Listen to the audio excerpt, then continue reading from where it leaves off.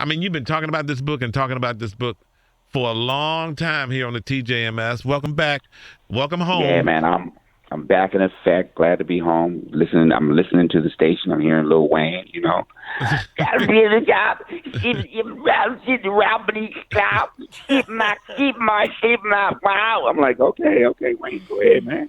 Get on Now, down. Sybil has read the book at the same time as she was watching Power because Sybil can multitask like that. No. Yeah. Tommy, it's so good. Living in Color was funny about me. Man. You are the first person that read it. So do you realize that? No, listen to me. No. Listen to me. You're the first person that read it that's actually saying something publicly about it. Oh, what do you think? Come on, give it to me. that Give it to right? me. Come on. Tommy, it is Yeah. it is so powerful in your story. I mean, you've been telling us your stories about growing up and everything, but this really takes us through your lifetime and what a life you've led. Oh, thank you. And it's so touching. I mean, the stories that you tell about your family and your mom and your adoption and all of that and finding you. Where they found you, Tommy. It's like, oh my God. This is what and here's the thing. The book does not come out till January. So I don't want to make people upset they can't get it till January, but it's worth the wait. Because you have something to share. And I really hope that people are going to go out and read this because you really do reach so many people with all your different stories. People are going to really take something away from this. Everybody. And it's a glimpse of Hollywood, Man, from D.C. to Hollywood and back again. I know Tom's in the book too. It's all connected.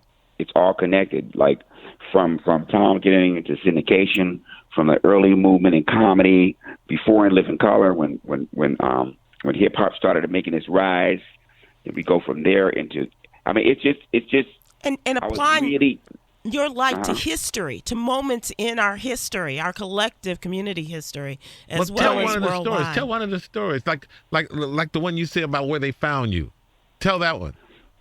Oh well, that was just like a freak of nature. Like I had been left in the trash, and who knows how long I had been there. And my mom, who raised me, a white woman, she just happened to be walking out of this really, really bad house, like where they were doing drugs and drinking and stuff like that. And she had gone off of a tip that my mother who gave birth to me had left me with some people. So she went to investigate it. But when she walked out, she said there's a pile of trash on the side of the house, and there was something told her to look under this tire that was on top of the trash. And she saw my foot under there. She dug the trash out and I was there. Went to the hospital for like 90 days. They nursed me back to health. Moved to Wyoming and Colorado until I was 5, and then moved to Washington, D.C. right when King got shot. So I didn't know nothing about no black and white.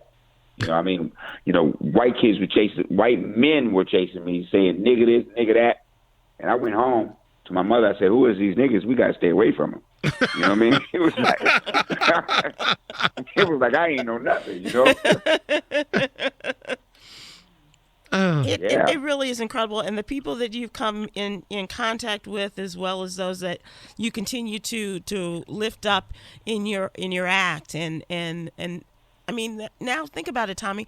There are a couple of generations, maybe a generation and a half, of kids that don't know Sammy Davis only through you and what you are doing with all your impressions and things like that. It's just, it really is so good, and it's so touching. It really great job. And thank you.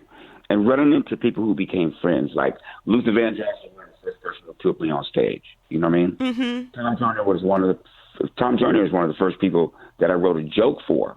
I used to write jokes for a guy named Doug. What's Doug's last name? Doug, don't Starks. get mad at me. No, Doug. Doug Banks? Doug's last. No, Doug Starks. Banks. Oh. No, Doug Banks. Doug Banks. Oh. Yeah. Back in My the day, turntable brother. Exactly. Back when y'all used to edit with a reel to reel. That's right. Wasn't no digital equipment, No. And I'm writing jokes for Tom when Tom was catching a plane from Chicago. Syndication was him catching a plane from Dallas. Chicago to Dallas. Yeah. Okay, that's syndication. You know what I mean?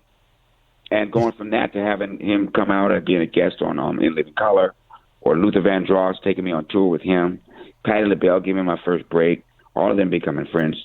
Stevie Wonder at the comedy store, seeing me not seeing me, but hearing me at the comedy store. Richard Pryor, Eddie Murphy. I mean, just you name it. Everybody, yeah, you name it. You know, Martin, Eddie Murphy, Dave Chappelle, D.L. Hewley, Bernie Mac, Red Fox, you know, Lou Rawls, Lionel Richie, Suzanne DePass taught me how to produce. You know, Anita Baker. I mean, it just goes on and on. Keenan, you know, Damon. Yeah. I mean, I sound like Biggie. Not his brother Keenan, you know, scheming like his brother Keenan, you know.